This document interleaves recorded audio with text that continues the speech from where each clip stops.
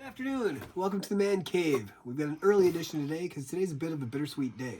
I'm supposed to be at work. My kids are supposed to be at school. I'm supposed to be working on getting a trip to Green Bay in so that I could go watch my daughter at her dance recital. None of that's happening because of the damn snowstorm. So we were shoveling and shoveling and shoveling, and lo and behold, while we were shoveling out the driveway, UPS dropped a box by that was supposed to be here 2 days ago. So while it's a bittersweet day, we are going to make the best of it by opening up what's in this box, which is actually going to make me happy. This is a box from Renegade Studios. It is my pre-order for the newest Heroscape stuff. Today, that Heroscape stuff is the G.I. Joe boxes. So, I wanted to share all of this with you. We're going to open this big box. Then we're going to unbox each and every one of these little boxes. And we're going to look at the entire set of the G.I. Joe Heroscape.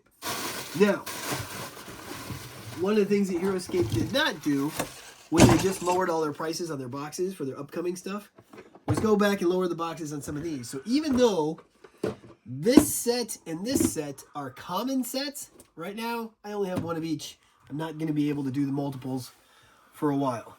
But we're going to start. So today we have their battle box. And the battle box is called Battle at the Rift. This is the new... This is like what is their base set, but it was the battle box like they did in the other one with the pirate set versus Iwasha. So this says, Yo Joe, on Earth, G.I. Joe is the code name of a highly trained covert special missions force. Their enemy, Cobra, is a terrorist organization bent on ruling the world. Thanks to the bizarre inventions of the crazed Dr. Mindbender, both forces have been transported far from Earth to another world known only as Valhalla. While they search for a way back home, both factions must get accustomed to this new place where magic and mystery are afoot. All that is different here are the stakes. Now, not only Earth hangs in the balance, for on Valhalla, when troops battle, they battle for all time. Alright, so I'm going to take off this. This is really glaring on the other end, and it's hard for me to read. So, oh, I'm excited about this. Heroscape has been one of my favorite games since it came out. And G.I. Joe I have been an avid collector of since about 1983. I started with the comic books, started getting the toys. I mean, I've loved G.I. Joe longer than I've loved most of my family. Heck, none of my family was born back then. I mean, my wife wasn't born until 85, so. Heroscape Rumble at the Rift allows 2 players to take their first steps into the exciting world of the expandable Heroscape miniatures game. It's got how to play. The components here are going to be 8 highly detailed, fully assembled, pre-painted miniatures, 29 hex-tiled terrain pieces, 2 Cobra fortification pieces, 8 combat dice, 1 20-sided die, 8 order markers, 20 wound markers, 1 round marker, 4 glyphs, 8 army cards, 3 tech glyph cards, 1 rulebook, and 1 scenario guide. It says it's for ages 14 and up. It takes 30 to 90 minutes to play. Players 2 to 4. But to have 4 players, you need more than just this box. This box gives you enough for 2 to play. So far I've seen a couple of people unboxing stuff online, and they've said that this is fully compatible with Heroscape and will even be allowed in tournaments. Not in my house. We're gonna keep the G.I. Joe stuff separate. All right. So first we'll lift this out of the box to see what's under here. Under here we have, of course, the cards, which we'll go over as we continue. We have the rule book for G.I. Joe Heroscape. And we have the quest. This is the contents guide and the scenarios for this set, which is very nicely done. I mean, if you look at this, we have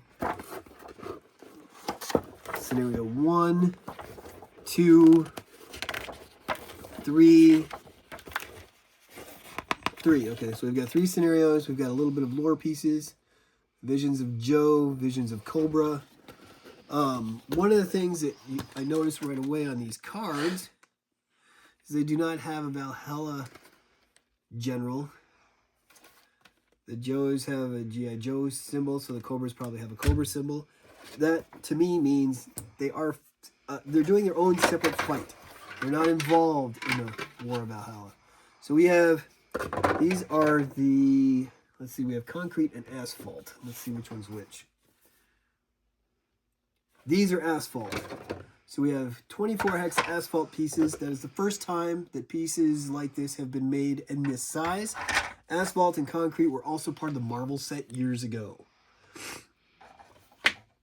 We have dice. So we have standard Heroscape dice here. I'll take them out of the bag here for you.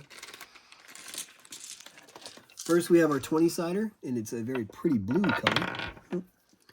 And then we have, oh, it's the old-timey Heroscape dice where you had the red and the blue on the same thing. So we've got 1, 2, 3 sides with skulls, 1 side with blank, and 2 sides with shields. Okay, so it looks like we have 8 dice here. Then we have our order markers, which are a new color. They are blue. So we've got 2 sets of 1 through X. 1, 2, 3, and X. And then we have our glyphs.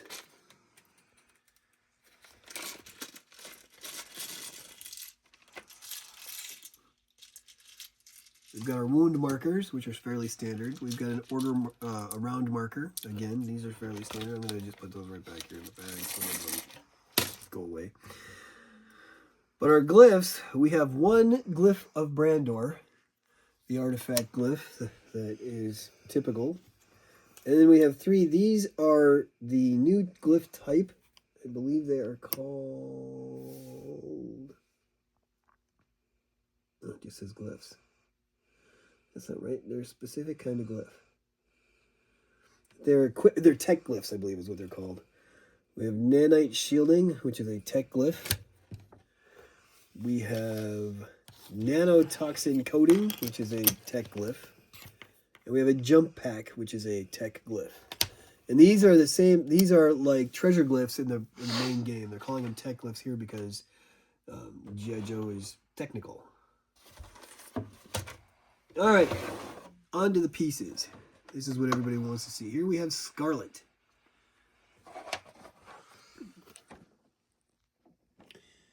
We'll do the Joes first. We have Scarlet. We have Roadblock. We have Duke, who's the field commander of the Joes. And we have Snake Eyes. Now, while I'm pulling Snake Eyes out of the box, I'm going to mention, I might have said that I don't intend to use these units much with the regular units, but the paratroopers from World War II, Sergeant Drake Alexander, they would kind of fit with these. And Snake Eyes here, I'm going to move this over because I'm going to show the bad guys next. Here we have Storm Shadow. So Snake Eyes and Storm Shadow are both the ninjas from this set. And I will allow them, I think, in a ninja army if I was doing one for the... Wow. Look at the detail. This is Cobra Commander. His gun's a little bent, but that's not that big a deal. Here we have Dr. Mindbender. The capes are beautiful.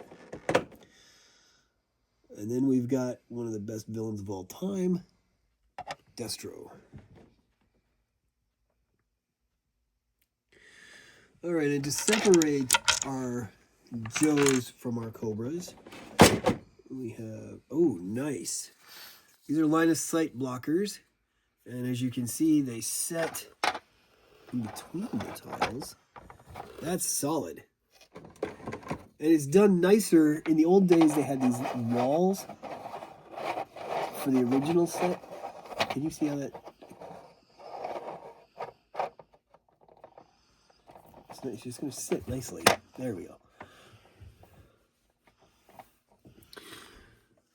So they've got 2 walls. They've got troops.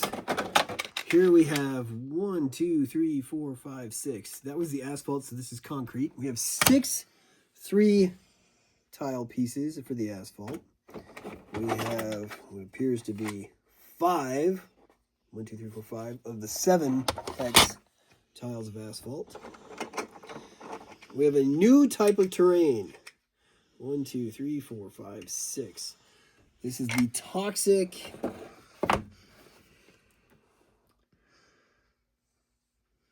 6 1-hex toxic land tiles and 5 1-hex toxic water tiles. We also have, I believe these are shadow.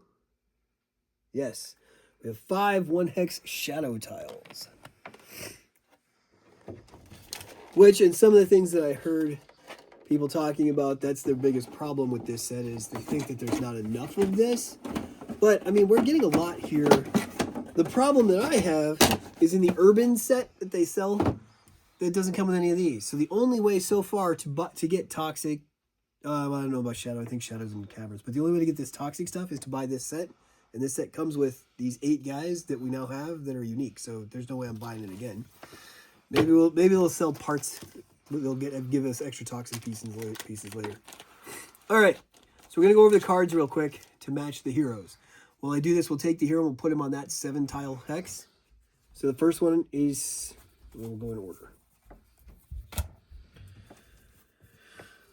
8, 7, 6, 5, 4, 3, 2. Looks like the Joes are first. All right. Number 1 in our set is Snake Eyes from the G.I.JOE set of Earth. His stats are as follows. He has 4 life, 6 move, 1 range, 4 attack, 3 defense. He costs 70 points. Stats-wise, he's a human, unique hero, ninja, disciplined, and he's medium 5. And I think that this time, that now that they're using all human, that the sizes might actually be right. So his powers, he has Assassinate 2. Snake Eyes adds 2 to his attack value when attacking an enemy figure that is not adjacent to any other enemy figures. So if he gets somebody off on their own, he assassinates them. 2 to that attack gives him, that makes it a 6 attack. Evasive. Snake Eyes increases his defense value by 2 when defending against a non-adjacent figure. So that's nice. Makes range harder to hit him.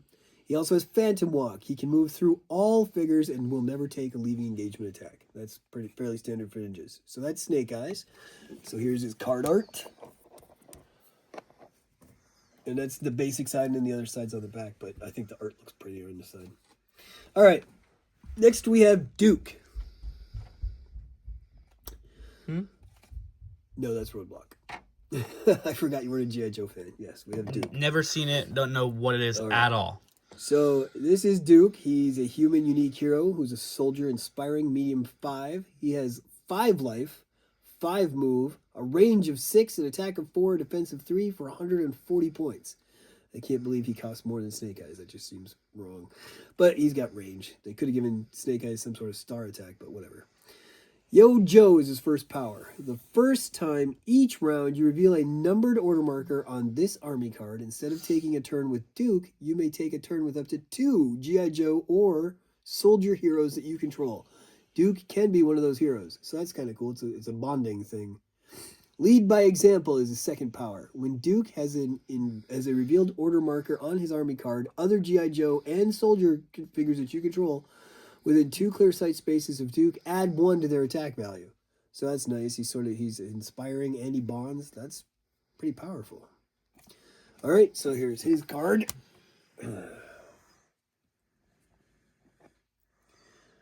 All right, next we're going to have Scarlet. Scarlet is a human, unique hero, operative, and focused, a medium 5. She has 5 health, 6 move, 5 range, 3 attack, 3 defense. She's 80 points, and she's got 3 special powers. The first one is Now You Know.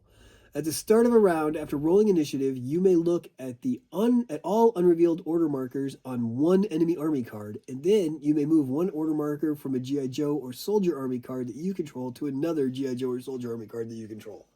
So after peeking at your enemy, you can see if you need to get ahead of them. Then you have Knowing is half the battle.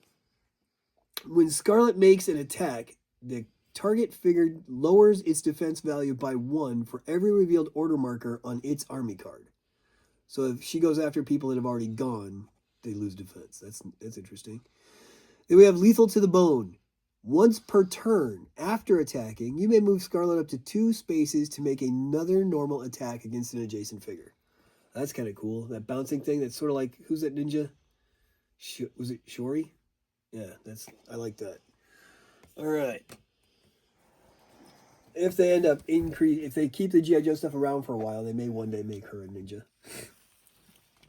All right, G.I. Joe Roadblock. He's the big guy with the giant gun. Okay. Human, Unique Hero, Soldier, Creative. Medium 5. So he's got 6 health, 4 move, 5 range, 4 attack, 4 defense for 100 points. He's got a machine gun special attack that's got a range 5, attack of 3. Roadblock may attack up to 3 times with this machine gun special attack. He cannot attack the same target more than once each turn. So that's pretty sweet. All right, there he is. Nice art on that one. All right, then we go to the Cobra operatives, starting with Cobra Commander. Cobra Commander is a human unique hero who's a warlord, fanatical, medium 5. So, life of 6, move of 5, range of 5, attack of 3, defense of 3 for 110 points. He has the Cutlass of Cobra. Cobra Commander adds 1 automatic skull when attacking adjacent figures. I'll get you next time after Cobra Commander receives 1 or more wounds from a normal attack and is not destroyed. You may move Cobra Commander 2 spaces. He may not end his movement adjacent to the enemy figure or to an enemy figure. And while moving with I'll get you back or I'll get you next time, Cobra Commander does not take leave engagement attacks. That's kind of cool. Sort of a retreat ability. So there's his art. I think it's really well done. Wish that gun wasn't a little bent. That's going to bug me. I'll have to do the hot water trick. All right. Then we have Dr. Mindbender. Yeah, okay. Dr. Mindbender. Human, unique hero, scientist, arrogant, medium 5. He has 5 health, move of 5, range of 5, attack of 3, defense of 4 for 70 points. His powers include a little suggestion. At the start of Dr. Mindbender's turn, you may move all friendly figures adjacent to Dr. Mindbender up to... Did I say Dr. Doom? No. Okay. Up to 3 spaces. So that's kind of cool. It's not quite bonding, but he gives everybody a little boost. Then we have Bend Mind 13. At the end of Dr. Mindbender's turn, you may choose an enemy figure, or an enemy unique figure, within 3 spaces of Dr. Mindbender and roll a 20-sided die. If you roll a 13 or higher after this turn, you may reveal the X order marker on Dr. Mindbender, and if you do, you take temporary control of that enemy army card and take a turn with it. After that turn, the control returns to the army card's previous owner. So that's kind of cool. It's like that one Morrow that controls minds. Okay. Sweet art there. All right. Next we have Storm Shadow, the Cobra Ninja. So here we have a human unique hero. He's a ninja, focused, medium 5. Nanite Smoke Grenade. Start the game with 3 shadow tiles on Storm... Oh, okay, so that's... We have 5. 3 shadow tiles on this army card. At the end of Storm Shadow's turn, you may place a shadow tile from this card onto the battlefield within 3 clear sight spaces of Storm Shadow, if the tile fits normally there. Whirlwind Assault says Storm Shadow may attack any number of times during his turn. He cannot attack any figure more than once per turn. Wow. So that's another Shori type power. And he's got Phantom Walk. Storm Shadow can walk through all figures and never takes leave engagement attacks. Did I do his stuff? 4 life, 6 move, 1 range, attack of 4, defense of 3. So that's interesting. There's Storm Shadow's art. Finally, we have Destro. Classic pose. Alright. Destro is a human who's a unique hero. He's a profiteer. He's honorable, medium 5. He starts with 5 life, a move of 5, a range of 6, an attack of 4, a defense of 2 for 120 points. He has several powers, his first being Gunrunner. At the start of the game, you may place up to 2 different tech lift power-ups onto army cards of up to 2 different unique heroes in your army. That would be these. So he supplies the tech. That's cool. Then he's got his Beryllium Steel Mask. Destro adds 1 automatic shield to his defense rolls against attacks coming from non-adjacent figures. And he has a personal arsenal. Once per turn, after making a normal attack, Destro may reduce his attack value by 2 and make an additional normal attack. His normal attack is 4, so he can take a turn and do an attack of 2. So getting range or getting height with him would be a very good thing. So there's his art. All right, I'll read you the glyph stuff here. I really like the backs of these. This is what they used for the back of the glyph cards. I kind of like that. It's very unique. This doesn't look like anything that's in the game right now, old or new. The old glyph cards had they were red like this, so I kind of like this. So we have a jump pack, which is this. This is one of these tech glyphs. It says, permanent treasure glyph. Before you start to move, you may flip this glyph symbol side up to gain the flying special power for the rest of your movement. At the end of this round, flip this glyph power side up. Only small or medium figures can use this ability. And when this glyph is picked up, flip it symbol side up. Okay. Power side up. Before starting to move, you may flip this glyph symbol side up to gain. Okay, so while it's this way, you have flight. As soon as you use it, you flip it this way, and when you pick it up, it starts symbol side up. It doesn't say. I think it's a one-use thing because it doesn't say you can flip it back over. Makes sense. I see. Before you start to move, you may flip it over. Okay. So that's it. So at the beginning of your turn, you can flip it over. That's kind of cool. I like that. Here's the art on that. Matches the symbol, the thing itself. You just see both sides at once. Then we have the nanotoxin coating. This is a permanent treasure glyph as well. After you inflict 1 or more wounds with a normal attack against an adjacent figure, you may flip this glyph symbol side up to add 1 additional wound. At the end of the round, you flip it back down. When this glyph is picked up, it comes up. So they seem to operate the same way. They just all are going to do something a little bit different. Finally, we have the nanite shielding. Before rolling defense dice, you may flip this glyph symbol side up to add 1 automatic shield to your roll. At the end of the round, you flip this power side up. Only small or medium figures can use this. When this glyph is picked up, okay, so that's cool. Add 1 automatic shield to your roll. So one's an automatic wound, one's an automatic shield, and one's the ability to fly. And Destro starts the game adding 2 to any cards on his team. That's kind of neat. So that is the main box. We're not going to go over the rule book or any of the scenarios. We'll probably do some videos later when we play out the scenarios. So for now, that's going to be it for this box. We can move the people over this way because we'll do the same thing with the next sets. We'll just put the people on these things. Sound good? Sounds like a plan. So I'll move this over here. All right, what do you want to do next? Oh, you know what? I think we should do Serpentor next. This was the piece that we got for pre-ordering. So right now, the only way to get him is to pre-order this stuff, but he will, I'm assuming, be available later. Maybe he'll be a prize for some of the tournaments, and then once his time goes, then they'll sell him on the site, I'm sure. All right. So here we have Serpentor. Number 13. Nope. So he's not supposed to be where we're doing it. Oh, well.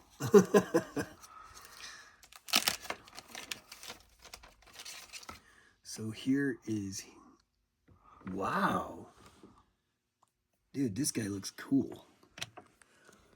Very true to his comic book depiction.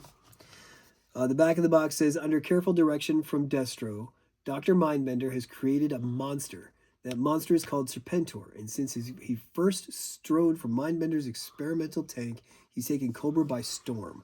A super soldier and a madman, Serpentor's reign of terror makes Cobra Commander himself look mild-mannered. When they had their civil war, it was because Serpentor wanted to rule Cobra. So his stats are human, unique hero, warlord, cruel, medium 5. He has 6 health, 6 move, 1 range, 4 attack, 4 defense. He costs 130 points.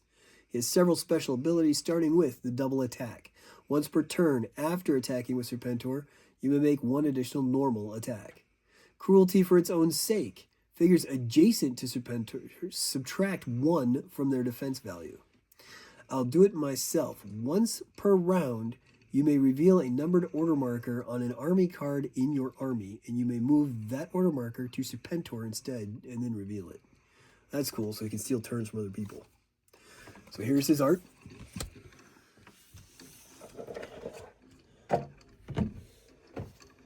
Then we'll go with the next unique set. The next unique set is called the Army Expansion. It's the G.I. Joe Premium Painted Edition of Strike Force. So this says, knowing is half the battle. Money and guns, knives and tactics. There are many weapons of war. G.I. Joe and Cobra may alike bring forward methods of controlling the battlefield with them from Earth. With these new abilities loose on Valhalla, the end of the conflict is nowhere in sight. This comes with 6 fully assembled pre-painted miniatures, 4 army cards, 3 glyphs, and a power glyph card. Alright, so let's get this one open.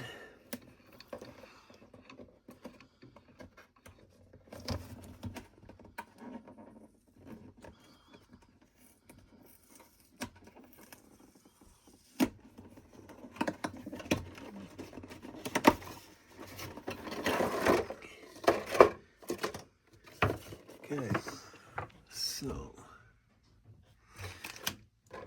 we'll start with, I'll pull out the people and show you what they all look like together, and then we'll go into the individuals. Here we have Tomax and Zaymot, and to be honest, I'm not sure who's who, but you know, they're twins, so it's okay. We have the Baroness. We have Lady J. Ugh, her spear is a little bent. We have, I believe this is Jinx. And this is Kamakura. So I'm going to move her here because she's a Cobra and these are Joe's. Alright. So it looks like each side has 2 new units. We'll go by number again. Sound good? So 10, 12, power glyph.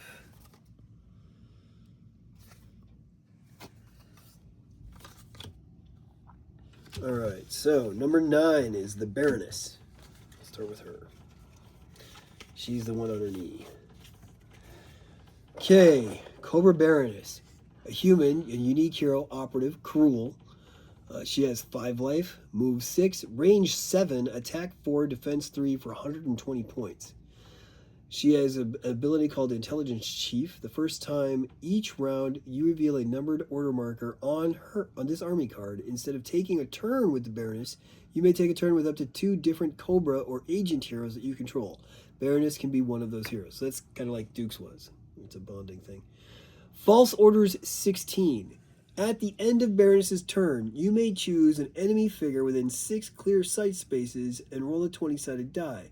If you roll a 16 or higher, you may look at an order marker on that figure's army card, and you may then move that order marker to the army card of another of that player's figures, which is within 6 clear sight spaces of Baroness. So that is annoying. She controls your units when you're fighting against her. And then she has Disengage. Baroness may not take leaving engagement attacks. That's pretty powerful, actually. Surprised I did that for her. So that's her art. Then we have Tomax and Zaymot, the twins. The Crimson Twins. Human, unique squad. They're entrepreneur. and they're entwined, medium 5. So they have a 6 life, they have 6 move, 5 range, 3 attack, 3 defense, and they're worth 70 points. First power is one twin feels what the other twin feels. They took that right from the comic in the show. The Crimson Twins share a life pool. Put all wound markers either twin receives on this army card. Both twins are destroyed when this army card has wound markers equal to its life value. This special power cannot be negated. That's kind of cool. So you have 2 people that have 6, I mean, it's 6 life, and if you keep one hiding and the other one's out there fighting, they both die anyway. That's interesting. Then they have bankroll. At the start of this game, you may choose one unique hero in your army for this game. That figure's alignment becomes Cobra, regardless of what it says on the figure's army card. So that's how we can recruit ninjas or other things from... they can buy units from other places on Valhalla, I guess, if we start mixing. Or they can take a Joe and turn him into a double agent. After a Crimson Twin attacks with a normal attack, you may move another unengaged Cobra figure that you control up to 2 spaces. That's cool. It's sort of a backwards bonding. That one's called Business Operations. All right, so there's their army card. Doesn't differentiate between which one's which, but they're Tomax and Zaymon. All right, next we have the Joes. Our first one on here is Lady J. She's a human, unique hero, soldier who's daring and with a medium 5 height. She has 5 life. That's Jinx. Lady J is this one. Sorry. Again, I forgot you are clueless where it comes to G.I. Joe stuff. She has a motorized zip line. Start the game with 3 zip line glyphs on this card. Before and after moving normally, you may pick up to 1 zipline glyph on an empty space within 1 clear sight space of Lady J. So these are zipline glyphs.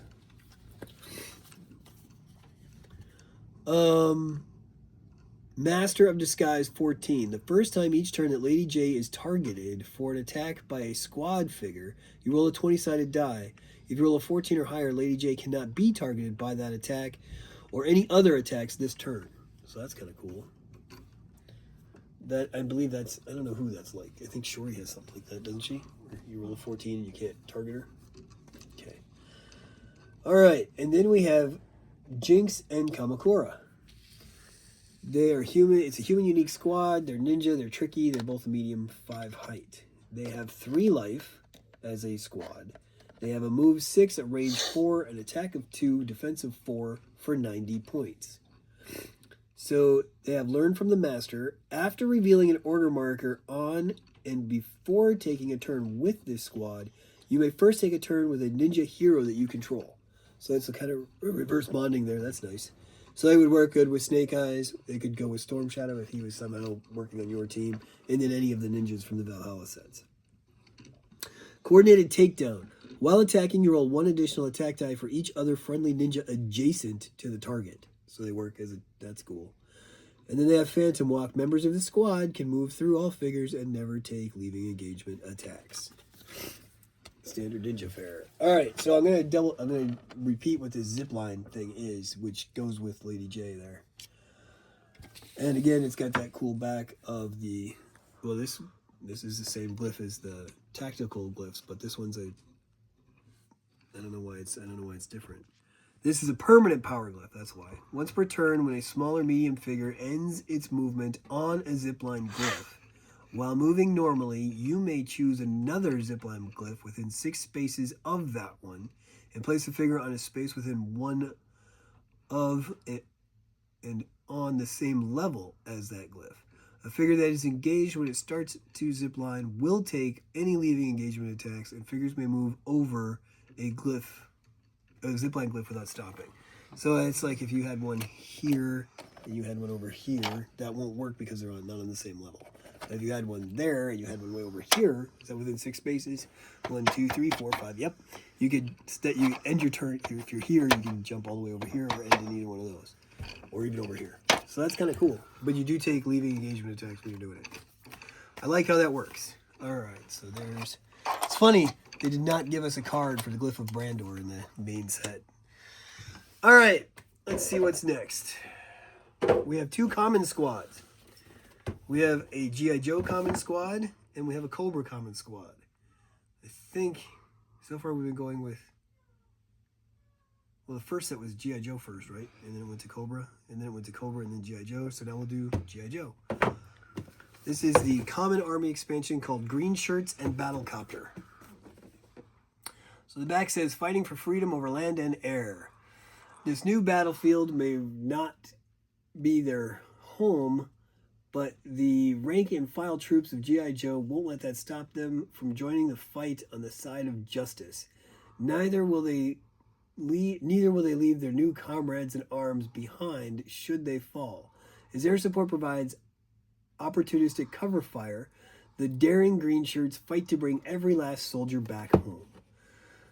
So the contents in this box include 5 highly detailed, fully assembled pre-painted miniatures and 2 army cards. So this is 2 Joe squads.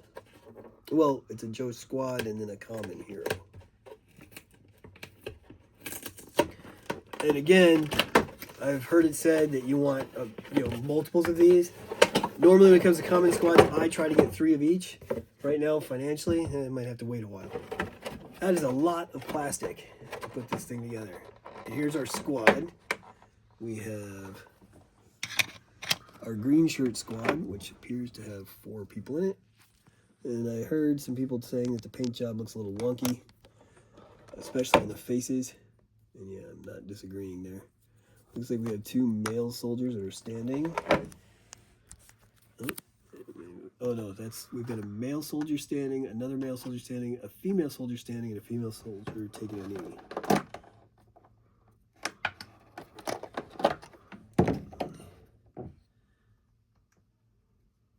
This came not connected to the base. Might have to put a little spot of glue on that one. There we go.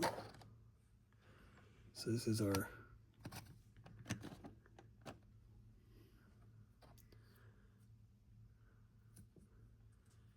that's not cool.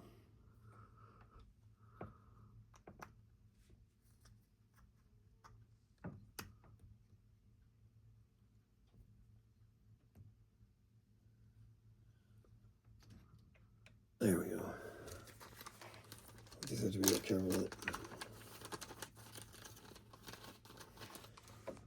All right. So 14 and 15. So the green shirts, the first unit there, is a human common squad soldier valiant, medium 5. They all have 1 life. They have a move of 5, a range of 5, attack of 2, defense of 2 for 85 points. Wherever there's trouble, before taking a turn with green shirts, you may move up to 2 unengaged G.I. Joe or soldier heroes that you control up to 2 spaces. So that's nice. Not bad for a little basic unit.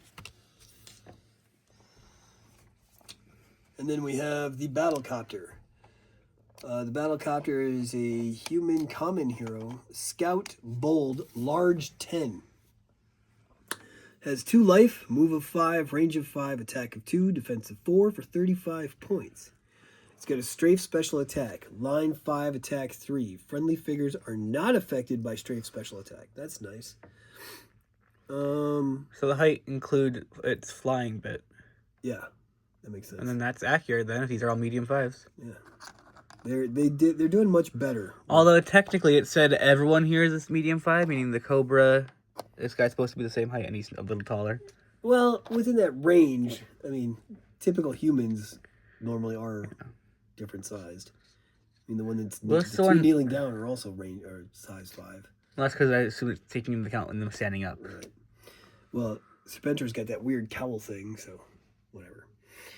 They also have a power called Battle Ready. Before you reveal a numbered order marker on another army card on this army, you may reveal the X order marker on the Battlecopter. And if you do, you move that numbered order marker to this army card and then reveal it. So that's kind of nice. And he has flying. Not moving the copter. It shouldn't be too bad. Oh, yeah, we're going to have to put a little bit of super glue on there. That really sucks. Sorry about that momentary blip there. My daughter called and I wanted to congratulate her. She got a ultra gold, or elite gold. Really proud of her. Our next box here, though, is our Cobra Troopers. It's the Cobra Troopers and Cobra Flight Pod. So what this says on the back of the box is Cobra seeks world domination, and when put to test, any world will do. Now loose on Valhalla, hordes of Cobra troops swarm the beaten grass and choppy air to follow the lead of their high command.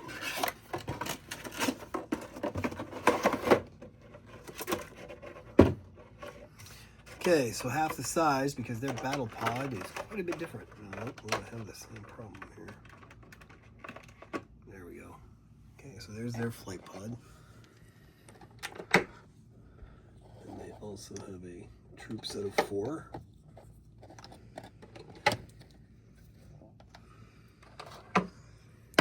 Don't put the 4 on the 3 stuff. That's where this guy should be. You put the flight guy there. If there's 4 people, they're not gonna all fit there. They look similar. There's the one kneeling trooper. We could have put that toxic land right here, and then you could sit to the side. Ooh, a couple of them have like face covers. Yeah, most of them do. The eyes are still, very bug. I can't paint, so I'm going to take the paint they give me. Oh, for sure. Everything else looks really cool. Okay. All right. So, the Cobra Troopers is a set of 4. A human common squad, trooper fanatical, medium 5.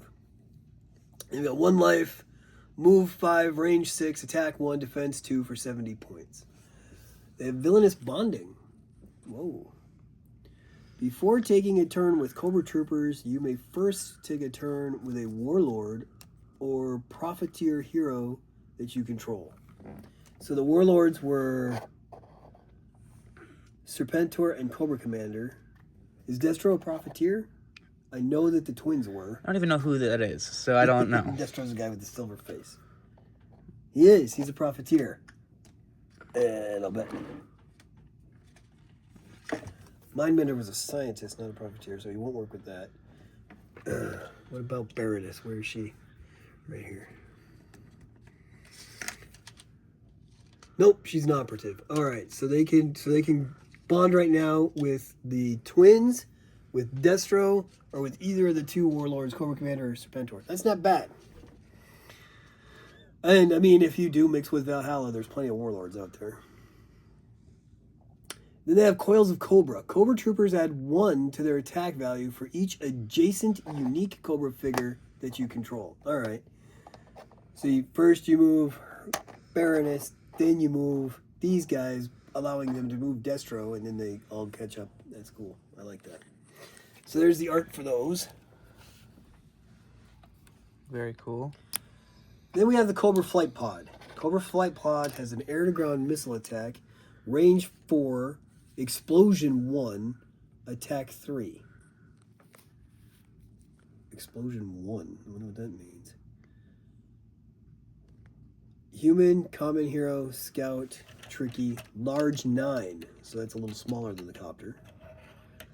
Battle ready so that's the same thing. Before you reveal a numbered order marker on another army card in your army, you may reveal the X order marker on Cobra Flight Pod. If you do, move that numbered order marker to this army card and reveal it. It's got flying, of course. It has 2 life, a move of 4, a range of 5, an attack of 2, a defense of 4, and it is worth 35 points. But nowhere does it say anything about what explosion is. Let's see if that's mentioned in here.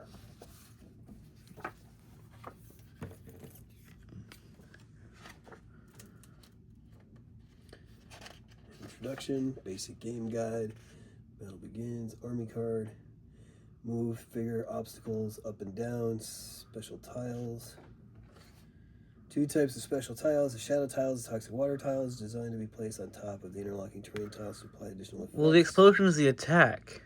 Right, but does explosion should mean it's everything around it? Yeah, that's. But I want to find where it's. I'm guessing explosion 1 means means. So if you're shooting here, it hits everything around, like one space around it. But I want to know that that's correct before we start playing it.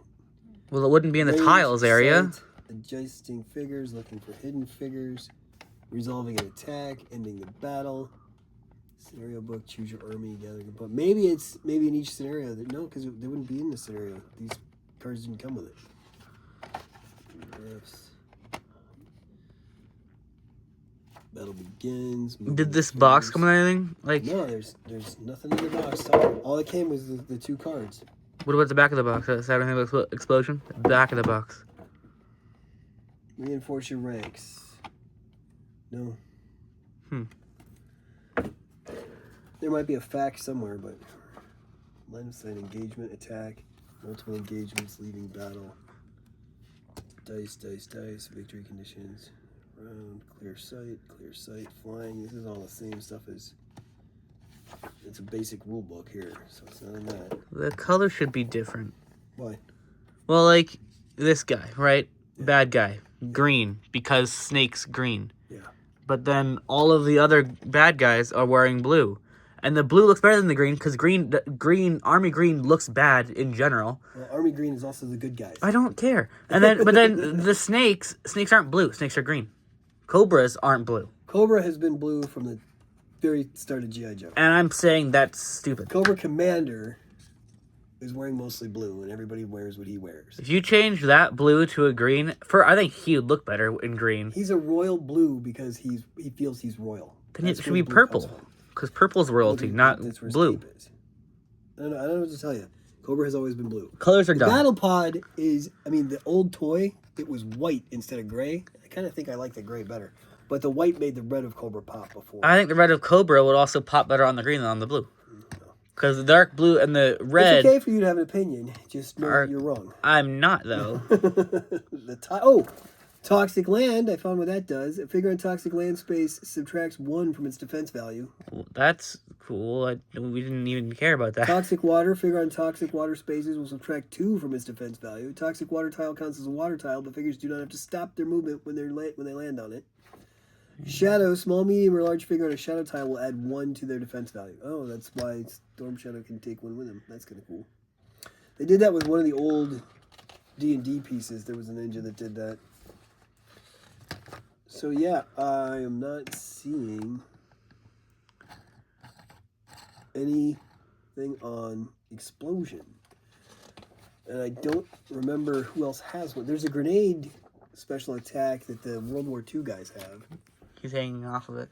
Neat. That was annoyingly difficult to do. And I think that's how Explosion works. But we're going to have to double check. But that is all of the G.I. Joe stuff that's available right now.